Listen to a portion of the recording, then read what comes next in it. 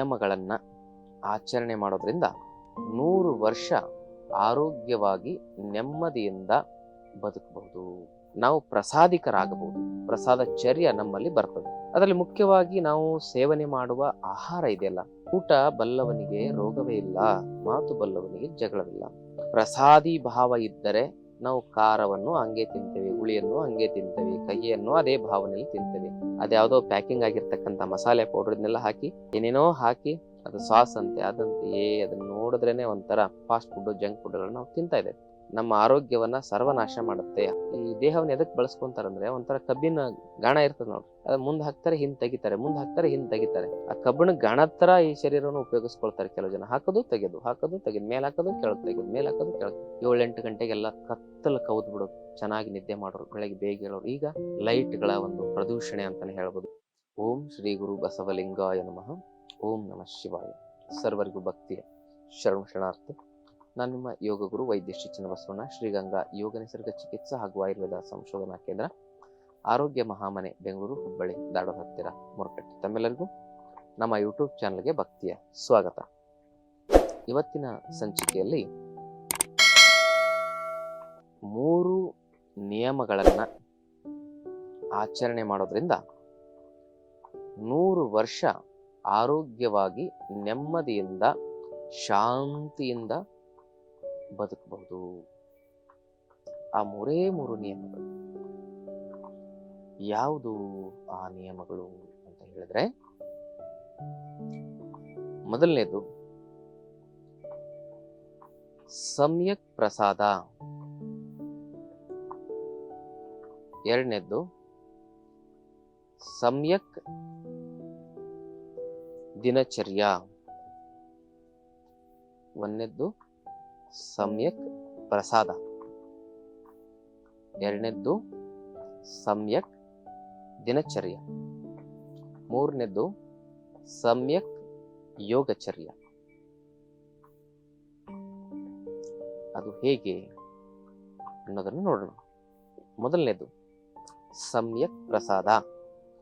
ಪ್ರಸಾದ ಅಂದ್ರೆ ನಾವು ಕಿವಿಯಿಂದ ಕೇಳೋದು, ಕಣ್ಣಿಂದ ನೋಡೋದು, ನಾಲಿಗೆಯಿಂದ ರುಚಿಸೋದು, ಚರ್ಮದಿಂದ ಮುಟ್ಟೋದು, ಮೂಗಿನಿಂದ ವಾಸಿಸೋದು, ಇವೆಲ್ಲವುಗಳು ಕೂಡ ಪದಾರ್ಥ ಆಗಬಾರ್ದು, ಪ್ರಸಾದ ಆಗಬೇಕು ಅಂತ ಹೇಳಿದ್ರೆ ನಾವು ಆಧ್ಯಾತ್ಮಿಕ ಸಾಧನೆಯನ್ನು ಮಾಡಬೇಕು. ಅದಕ್ಕೆ ಸಮ್ಯಕ್ ಯೋಗ ಅಂತ ಹೇಳ್ತೇನೆ.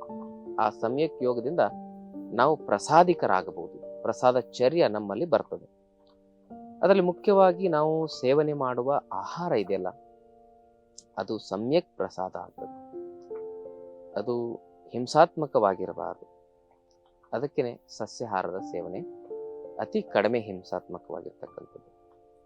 ಸಸ್ಯಾಹಾರದ ಸೇವನೆಯೂ ಕೂಡ ಹಿಂಸೆನೇ, ಆದ್ರೆ ಕಡಿಮೆ ಹಿಂಸೆ. ಹಾಗೆ ಆರೋಗ್ಯಕರವಾದ ಒಂದು ಆಹಾರದ ಒಂದು ಪ್ರಸಾದದ ಒಂದು ವ್ಯವಸ್ಥೆ. ಆಹಾರ ಅನ್ನೋದಕ್ಕಿಂತ ನಾವು ಸೇವನೆ ಮಾಡೋದನ್ನ ಪ್ರಸಾದ ಅಂತ ನಾವು ತಿಳ್ಕೋಬೇಕು. ಎರಡನೇದ್ದು, ನಮ್ಮ ಪೂರ್ವಜರು ಏನ್ ಹೇಳಿದ್ದಾರೆ? ಊಟ ಬಲ್ಲವನಿಗೆ ರೋಗವೇ ಇಲ್ಲ, ಮಾತು ಬಲ್ಲವನಿಗೆ ಜಗಳವಿಲ್ಲ. ಸಮ್ಯಕ್ ಪ್ರಸಾದ ಅಂತ ಹೇಳಿದ್ರೆ 6 ರಸಗಳ ಸಮತೋಲನತೆ. ಮಧುರ, ಆಮ್ಲ, ಲವಣ, ಕಟು, ತಿಕ್ತ, ಕಷಾಯ ಅಂತ ಷಡ್ರಸಗಳು ಬರ್ತವೆ. ಅಂದ್ರೆ ಸಿಹಿ, ಹುಳಿ, ಖಾರ, ಒಗರು, ಕಹಿ, ಉಪ್ಪು, ಇವೆಲ್ಲ ರಸಗಳು.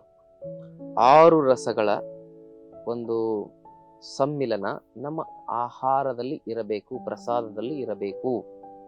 ನಾವು ಉಪ್ಪು, ಹುಳಿ, ಖಾರ, ಸಿಹಿ ಅದನ್ನ ತಿಂತೇವೆ, ಒಗರು, ಕಹಿ ಮುಟ್ಟದೇ ಇಲ್ಲ ನಾವು. ಅದರಿಂದ ನಮ್ಮ ಶರೀರದಲ್ಲಿ ಏನಾಗ್ತದೆ ಅಂತ ಹೇಳಿದ್ರೆ ಹಲವಾರು ವಾತ, ಪಿತ್ತ, ಕಫದ ಒಂದು ದೋಷಗಳ ಅಸಮತೋಲನತೆ ಉಂಟಾಗ್ತದೆ. ಅದಕ್ಕಾಗಿ ಷಡ್ರಸಗಳ ಆಹಾರ ಪರಿಪೂರ್ಣ ಆರೋಗ್ಯಕ್ಕೆ ಉತ್ತಮ ಪರಿಹಾರ ಅಂತ ನಾವು ತಿಳ್ಕೋಬೇಕು.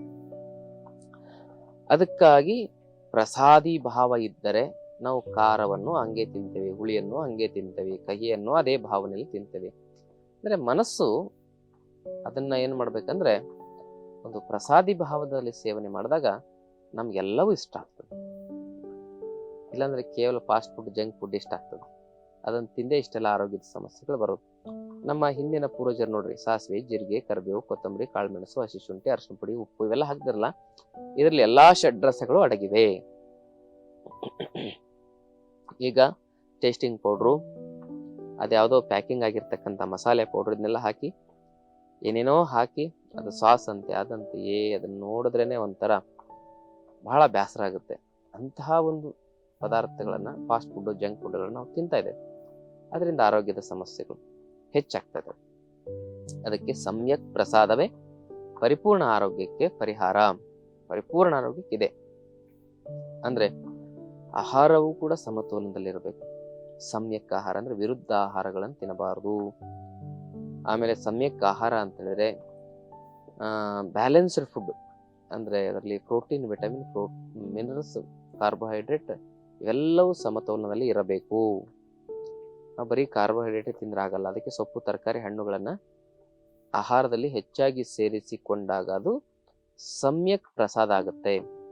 ಒಂದು ರೊಟ್ಟಿ ತಿಂದ್ರೆ, ಒಂದ್ ಸ್ವಲ್ಪ ಅನ್ನ ತಿಂದ್ರೆ ಅದರ 10ರಷ್ಟು ಪಲ್ಯ, ಸಾಂಬಾರು ಸೇವನೆ ಮಾಡೋದು. ಈಗ ಮಾಡಿ ನೋಡಿ, BP, ಶುಗರ್ ಎಲ್ಲವೂ ತನ್ನಿಂತಾನೇ ಗುಣ ಆಗ್ತವೆ. ಟ್ರೈಗ್ಲಿಸರೈಡ್, ಕೊಲೆಸ್ಟ್ರಾಲ್, ಒಬೆಸಿಟಿ ತಾನೇ ವಾಸಿ ಆಗ್ತದೆ. ಇದಕ್ಕೆ ಸಮ್ಯಕ್ ಪ್ರಸಾದ ಅಂತ ಹೇಳ್ತಾರೆ.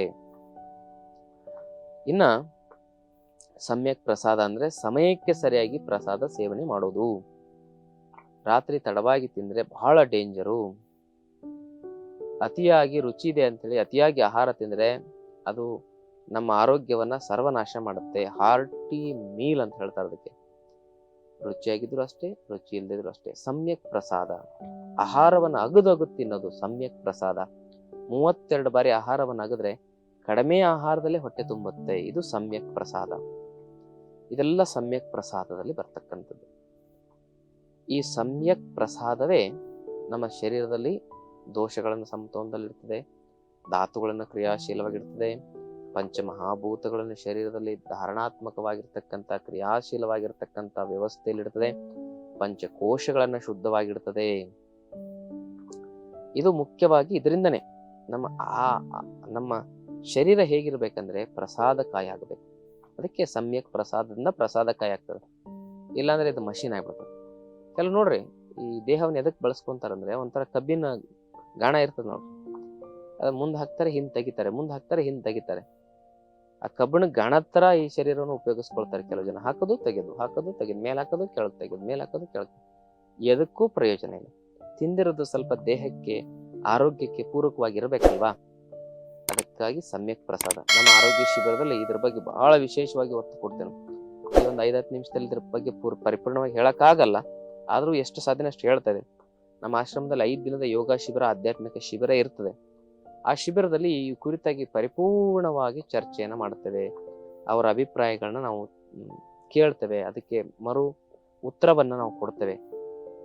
ತಾವು ಆಸಕ್ತಿ ಇದ್ರೆ ಆ ಆರೋಗ್ಯ ಶಿಬಿರಕ್ಕೆ ಭಾಗವಹಿಸಬಹುದು. ಅಲ್ಲಿ ಬಹಳ ಆರೋಗ್ಯಕರವಾಗಿರುವ ಆಧ್ಯಾತ್ಮಿಕ ವಿಚಾರಗಳನ್ನ ನಾವು ತಿಳಿಸ್ತೇವೆ. ಎರಡನೇದ್ದು ಏನಂತ ಹೇಳಿದ್ರೆ ಸಮ್ಯಕ್ ದಿನಚರ್ಯ. ನೋಡಿ, ಪ್ರಕೃತಿಯ ಮಡಿಲಲ್ಲಿ ನಾವು ಬೆಳಿತಾ ಇದ್ದೇವೆ, ಕೊನೆಗೆ ಪ್ರಕೃತಿಯ ಮಡಿಲಿಗೆ ನಾವು ಸೇರ್ತೇವೆ.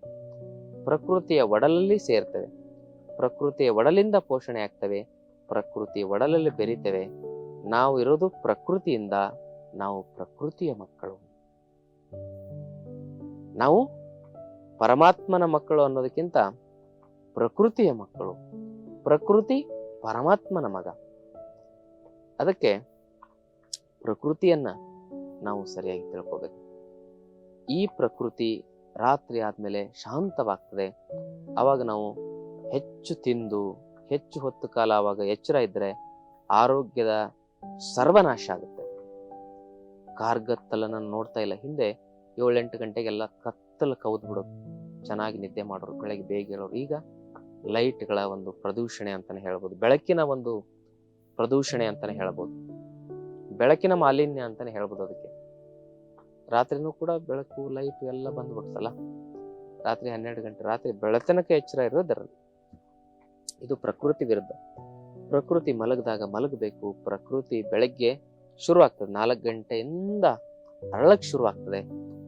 ಚುಮು ನಸುಕಿನ ಬೆಳಗಿನ ಜಾವದಲ್ಲಿ ಪ್ರಕೃತಿ ವಿಶೇಷವಾಗಿ ಏನು ಮಾಡ್ತದೆ ಅಂತ ಹೇಳಿದ್ರೆ ವಿಕಾಸದ ಸತ್ವದಲ್ಲಿ ಬೆಳವಣಿಗೆಯ ಸತ್ವದಲ್ಲಿ ಅದು ಮತ್ತೆ ಪುನರ್ ಪ್ರಾರಂಭ ಆಗುತ್ತೆ. ಅವಾಗ ನಾವು ಬೇಗ ಏಳ್ಬೇಕು. ಬೆಳಗ್ಗೆ ಬೇಗ ಏಳದೇ ಇದ್ರೆ ಅಪಮೃತ್ಯು, ಬೇಗ ಸಾಯ್ತಾರೆ ಬೆಳಗ್ಗೆ ಬೇಗ ಏಳದೇ ಇದ್ರೆ. ಆದರೆ ಬೆಳಗ್ಗೆ ಬೇಗ ಏಳ್ಬೇಕಂತ ಅರ್ಧಂಬರ್ಧ ನಿದ್ರೆಯಿಂದ ಎದ್ರು ಕೂಡ ಬೇಗ ಸಾಯ್ತಾರೆ, ಆರೋಗ್ಯದ ಸಮಸ್ಯೆ ಹೆಚ್ಚಾಗ್ತವೆ. ಪ್ರತಿಯೊಬ್ಬ ಮನುಷ್ಯನಿಗೂ 8 ತಾಸು ನಿದ್ರೆ ಬೇಕು. ರಾತ್ರಿ 8 ಗಂಟೆಗೆ ಮಲಗಿ ಬೆಳಗ್ಗೆ 4 ಗಂಟೆಗೆ ಎಳೆದು ಅತ್ಯಂತ ಪರಿಪೂರ್ಣವಾಗಿರುವ ಕ್ರಮ ಇದು ಸಮ್ಯಕ್ ದಿನಚರ್ಯ. ಬೇಗ ಮಲಗೋದು, ಬೇಗ ಹೇಳೋದು, ಈ ತರ ಮಾಡಿ ನೋಡಿ. ನಿಮಗೆ ಬಂದಿರೋ ರೋಗಗಳು ಒಂದೊಂದೇ ನಿಮಗೆ ಗೊತ್ತಿಲ್ಲದೆ ವಾಸಿ ಆಗ್ಬಿಡ್ತವೆ. ಔಷಧಿಗಳು, ಆಸ್ಪತ್ರೆಗಳ ಸವಾಸ, ಆ ಸಾಲಲ್ಲಿ ನಿಲ್ಲೋದು, ಆಸ್ಪತ್ರೆಗಳಿಗೆ ಕ್ಯೂನಲ್ಲಿ ತರ ಗುಲಾಮರ ತರ ಜೀವನ ನಡೆಸೋದು ಎಲ್ಲ ನಮ್ಮಲ್ಲಿ ಬರಕ್ಕೆ ಸಾಧ್ಯನೇ ಇಲ್ಲ. ಅಷ್ಟು ಸ್ವಚ್ಛವಾಗಿರೋ ಬದುಕು, ಅದನ್ನ ನಾವು ನಮ್ಮ ಜೀವನದಲ್ಲಿ ನಾವು ಕಂಡುಕೊಳ್ಳಿಕ್ಕಾಗಿ ಸಮ್ಯಕ್ ದಿನಚರ್ಯ ಅಂದ್ರೆ ಬೇಗ ಮಲಗೋದು, ಬೇಗ ಹೇಳೋದು. ಲೇಟಾಗಿ ಮಲಗಿದ್ರೆ ವಾತಪಿತ್ತ ವಿಕಾರ, ಲೇಟಾಗಿದ್ರೆ ಕಫ ವಿಕಾರ, ತ್ರಿದೋಷಗಳ ವಿಕಾರದಿಂದ ಮಾರಣಾಂತಿಕ ರೋಗಗಳು ಬರ್ತವೆ. ಅದಕ್ಕೆ ಸಮ್ಯಕ್ ದಿನಚರ್ಯ. ಮಧ್ಯಾಹ್ನ ಸಂದರ್ಭದಲ್ಲಿ ತಂಪು ಪದಾರ್ಥಗಳನ್ನು ತಿನ್ನೋದು, ರಾತ್ರಿ ಸಂದರ್ಭದಲ್ಲಿ ಕಫ ನಿವಾರಣೆ ಮಾಡುವ ಉಷ್ಣ ಪದಾರ್ಥಗಳನ್ನು ತಿನ್ನೋದು, ಬೆಳಗಿನ ಸಂದರ್ಭದಲ್ಲಿ ವಾತ ನಿವಾರಣೆ ಮಾಡುವ ಸ್ನಿಗ್ಧ ಪದಾರ್ಥಗಳನ್ನು ತಿನ್ನೋದು. ಸ್ನಿಗ್ಧ ಅಂದ್ರೇನು? ಉಷ್ಣ ವೀರ್ಯ ಗುಣಧರ್ಮವನ್ನು ಹೊಂದಿರತಕ್ಕಂಥ ಪದಾರ್ಥಗಳಂದ್ರೇನು? ಕಫ ಶಾಮಕವಾಗಿರ್ತಕ್ಕಂಥ ಗುಣಧರ್ಮವನ್ನು ಹೊಂದಿರತಕ್ಕಂಥ ಪದಾರ್ಥಗಳಂದ್ರೇನು? ಇವೆಲ್ಲ ತಿಳ್ಕೊಬೇಕಂದ್ರೆ ಆಯುರ್ವೇದ ಶಾಸ್ತ್ರದಲ್ಲಿ ಪದಾರ್ಥ ವಿಜ್ಞಾನ ಅಂತಾನೆ ಇದೆ, ಅದನ್ನ ನಾವು ತಿಳ್ಕೊಬೇಕಾಗ್ತದೆ. ಇದು ಸಮ್ಯಕ್ ದಿನಚರ್ಯ. ಇನ್ನ ಸಮ್ಯಕ್ ಯೋಗ. ಯೋಗ ಅಂದ್ರೆ ನಾವೇನ್ ತಿಳ್ಕೊಂಡಿದ್ದೇವೆ? ಸುಮ್ಮನೆ ಹಿಂಗ್ ಮೂಗಲ್ ತಗೊಳ್ಳೋದು, ಬಿಡೋದು, ಕಪಾಲಭಾತಿ, ನಾಡಿ ಶುದ್ಧಿ, ಪ್ರಾಣಾಯಾಮ, ಮುಗೀತು, ಇದೇ ಯೋಗ ಅಂತ ತಿಳ್ಕೊಂಡಿದ್ದೇವೆ. ಇದು ಕೃತಕವಾಗಿರುವ ಅಭ್ಯಾಸ. ಈ ಅಭ್ಯಾಸದ ಮೂಲಕ ನಾವು ಯೋಗಿಗಳಾಗುವ, ಪರಿವರ್ತನೆಯಾಗುವ, ಯೋಗಿಗಳಾಗಿ ಬದುಕುವ ಒಂದು ಮಾರ್ಗವನ್ನು ನಾವು ಕಂಡುಕೊಳ್ಬೇಕು. ಯೋಗಾಭ್ಯಾಸದಿಂದ ಯೋಗಿಗಳಾಗಿ ಬದುಕುವ ಮತ್ತು ಮಾರ್ಗದಲ್ಲಿ ನಾವು ಬದುಕಿದ್ರೆ ಅದು ಸಮ್ಯಕ್ ಯೋಗಾಚರ್ಯ. ಯೋಗಾಭ್ಯಾಸ ಮಾಡೋದು ಎಷ್ಟು ಮುಖ್ಯನೋ ಯೋಗಿಗಳಾಗಿ ಬದುಕೋದು ಬಹಳ ಮುಖ್ಯ. ಯೋಗಿಗಳಂದ್ರೇನು? ಒಬ್ಬರ ಮನವನ್ನು ವಹಿಸದೆ ಒಬ್ಬರ ಮನೆಯ ಹಾಳು ಮಾಡದಿರುವುದು, ಎಲ್ಲರನ್ನು ಪ್ರೀತಿಸೋದು, ಎಲ್ಲಾ ಜಾತಿಯವ್ರನ್ನು, ಎಲ್ಲಾ ಧರ್ಮದವ್ರನ್ನು, ಎಲ್ಲಾ ವರ್ಗ ವರ್ಣದವ್ರನ್ನು ಪ್ರೀತಿಸೋದು, ಹೆಣ್ಣು ಗಂಡು ಸಮಾನವಾಗಿ ನೋಡೋದು, ಪ್ರಕೃತಿಯನ್ನ ಪ್ರೀತಿಸೋದು, ಜೀವರಾಶಿಗಳನ್ನ ಬಹಳ ಪ್ರೀತಿಯಿಂದ ನೋಡೋದು, ಸಕಲ ಜೀವರಾಶಿಗಳಿಗೆ ಲೇಸನ್ನ ಬಯಸುವುದೇ ಒಂದು ಪರಿಪೂರ್ಣ ಯೋಗ. ಸಕಲ ಜೀವರಾಶಿಗಳಿಗೆ ಯಾರು ಲೇಸನ್ನ ಬಯಸ್ತಾರಲ್ಲ ಅವರೇ ನಮ್ಮ ಕೂಡಲ ಸಂಗನ ಶರಣರು, ಅವರೇ ನಮ್ಮ ಕೂಡಲ ಸಂಗನ ಶರಣರ ಕುಲಜರು. ಹಾಗೆ ಸಕಲ ಜೀವರಾಶಿಗಳಿಗೆ ಲೇಸನ್ನು ಬಯಸುದು, ಒಳ್ಳೆ ಕಾರ್ಯವನ್ನು ಮಾಡೋದು, ಕಣ್ಣಿನಿಂದ ಒಳ್ಳೇದು ನೋಡೋದು, ಅದಕ್ಕೆ ರೂಪಾಯಾಮ. ಕಿವಿಯಿಂದ ಒಳ್ಳೇದನ್ನು ಕೇಳೋದು, ಅದಕ್ಕೆ ಏನ್ ಹೇಳ್ತಾರಂದ್ರೆ ಶಬ್ದಾಯಾಮ. ಕೈಯಿಂದ ಒಳ್ಳೇದನ್ನು ಮುಟ್ಟೋದು, ಅದಕ್ಕೆ ಸ್ಪರ್ಶಾಯಾಮ. ನಾಲಿಗೆಯಿಂದ ಒಳ್ಳೆಯದನ್ನು ರುಚಿಸೋದು, ಅದಕ್ಕೆ ರಸಾಯಾಮ. ಮೂಗಿನಿಂದ ಒಳ್ಳೆಯದನ್ನು ವಾಸಿಸೋದು, ಅದಕ್ಕೆ ಗಂಧಾಯಾಮ ಅಂತ ಕರೀತಾರೆ. ಈ ಪಂಚ ವಿಷಯ ವಿಕಾರಗಳಿಂದ ನಮ್ಮನ್ನ ನಾವು ಅಂತರ್ಮುಖಗೊಳಿಸಿಕೊಳ್ಳುವುದೇ ಸಮ್ಯಕ್ ಯೋಗ. ಅದಕ್ಕೆ ಷಟ್ ಕ್ರಿಯೆಗಳು ಬರ್ತವೆ, ಶರೀರ ಶುದ್ಧೀಕರಣಕ್ಕೆ ಪ್ರಾಣಾಯಾಮಗಳು ಬರ್ತವೆ, ಧ್ಯಾನಾಭ್ಯಾಸ ಬರ್ತದೆ, ಶಿವಯೋಗ ಅಂತ ಮಾಡ್ಬೋದು. ಇವೆಲ್ಲವುಗಳನ್ನ ಗುರುಗಳ ಮಾರ್ಗದರ್ಶನದಲ್ಲಿ ನಮ್ಮ ದೇಹ ಪ್ರಕೃತಿಗೆ ಹೊಂದಿಕೊಳ್ಳುವ ಯೋಗಾಸನಗಳನ್ನ, ಪ್ರಾಣಾಯಾಮಗಳನ್ನ ಕಲ್ತ್ಕೊಂಡು ಆ ಯೋಗದ ಮೂಲ ಸಿದ್ಧಾಂತವನ್ನ ತಿಳ್ಕೊಂಡು ಬದುಕಿದರೆ ಅದು ಸಮ್ಯಕ್ ಯೋಗಾಚಾರ. ಈ 3 ನಿಯಮಗಳನ್ನ ನಾವು ತಿಳ್ಕೊಂಡು ಬದುಕಿದರೆ ಯೋಗದಲ್ಲಿ ಅಂತ ಹೇಳಿದ್ರೆ ಮನುಷ್ಯನ ಇಡೀ ಬಾಡಿ ಡಿವೈನ್ ಆಗುತ್ತೆ. ದೇಹದಲ್ಲಿ ಯಾವ ದೋಷಗಳು ಅಸಮತೋಲನ ಆಗೋದಿಲ್ಲ, ದೇಹದಲ್ಲಿ ಯಾವ ವಿಕಾರಗಳು ಬರೋದಿಲ್ಲ. ದೇಹ ಹೇಗಿರ್ತದಂದ್ರೆ it is like a temple, it is like a masjid, it is like a church, it is a divine centre ಆಗಿಬಿಡ್ತದೆ. ಡಿವೈನ್ ಸೆಂಟರ್ ಆಗ್ತದೆ. We are walking temple and talking god ಆಗ್ತೇವೆ ನಾವು.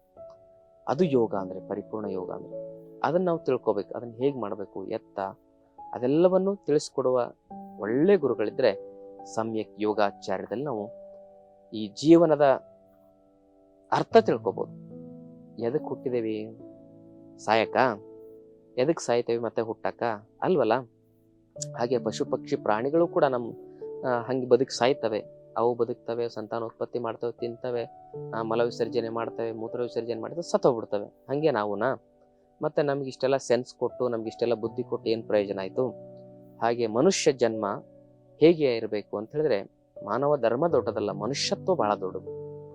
ಅದಕ್ಕೆ ಅವೆಲ್ಲವನ್ನು ತಿಳ್ಕೊಂಡು ಬದುಕುವುದೇ, ನಮ್ಮನ್ನು ನಾವು ತಿಳ್ಕೊಳ್ಳೋದು, ನಾವೆಲ್ಲಿಂದ ಬಂದ್ವಿ, ನಾವೆಲ್ಲಿಗೆ ಹೋಗ್ತೀವಿ, ನಮ್ಮ ಆರೋಗ್ಯವನ್ನು ಹೇಗೆ ಕಾಪಾಡ್ಕೊಳ್ಳೋದು, ನಮ್ಮ ಮನಸ್ಸನ್ನು ಹೇಗೆ ಸ್ವಚ್ಛವಾಗಿ ಇಟ್ಕೊಳ್ಳೋದು, ಇವೆಲ್ಲವನ್ನು ಸರಿಯಾಗಿ ಗುರುಮುಖೇನ ಕಲಿಯುವ ಒಂದು ವಿದ್ಯೆನೇ ಯೋಗ. ಅದಕ್ಕೆ ಸಮ್ಯಕ್ ಯೋಗಾಚರ್ಯ ಅಂತ ಕರೀತಾರೆ.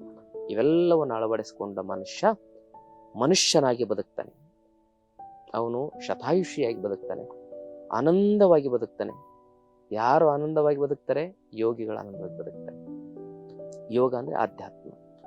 ಅದಕ್ಕೆ ಈ 3 ವಿಚಾರಗಳ ಸಮ್ಮಿಲನ ಸಂಪೂರ್ಣ ಆರೋಗ್ಯ. ಆರೋಗ್ಯ ಅಂದ್ರೆ ಮನಸ್ಸು, ದೇಹ, ಭಾವ, ಈ 3 ಪರಿಶುದ್ಧವಾಗಿರುವುದಕ್ಕೆ ಸಂಪೂರ್ಣ ಆರೋಗ್ಯ ಅಂತ ಕರೀತಾರೆ. ದೇಹ, ಮನಸ್ಸು, ಭಾವನೆಗಳನ್ನ ಪರಿಶುದ್ಧವಾಗಿಡುವುದೇ ಈ ಒಂದು ಯೋಗ ಅಂತಕ್ಕಂಥ ಮಾತನ್ನು ಹೇಳ್ತಾ ಇವತ್ತಿನ ಮಾಹಿತಿಯನ್ನ ಇಲ್ಲಿಗೆ ಮುಗಿಸ್ತಾ ಇದ್ದೀನಿ. ಆತ್ಮೀಯರೇ, ತಾವು ಈ ಶಿಬಿರಗಳ ನಮ್ಮ ಆಶ್ರಮದಲ್ಲಿ ಪ್ರತಿ ತಿಂಗಳು ನಡೀತಾ ಇರ್ತವೆ. ಆ ಶಿಬಿರಕ್ಕೆ ತಾವು ಭಾಗವಹಿಸಬಹುದು. ಗುಣವಾಗದ ಕಠಿಣ ರೋಗಗಳಿಗೆ ಯೋಗ, ಆಯುರ್ವೇದದಲ್ಲಿ ಪರಿಹಾರ ಇದೆ, ತಾವು ಕಂಡ್ಕೊಳ್ಬಹುದು ಅಂತಕ್ಕಂಥ ಮಾತನ್ನು ಹೇಳ್ತಾ, ತಾವಿನ್ನು ಚಾನಲ್ ಸಬ್ಸ್ಕ್ರೈಬ್ ಮಾಡ್ಕೊಂಡಿಲ್ಲ ಅಂದ್ರೆ ದಯವಿಟ್ಟು ಚಾನಲ್ ಅನ್ನ ಸಬ್ಸ್ಕ್ರೈಬ್ ಮಾಡ್ಕೊಳ್ಳಿ. ತಮ್ಮೆಲ್ಲರಿಗೂ ಭಕ್ತಿಯ ಶರಣಾರ್ಥಿ.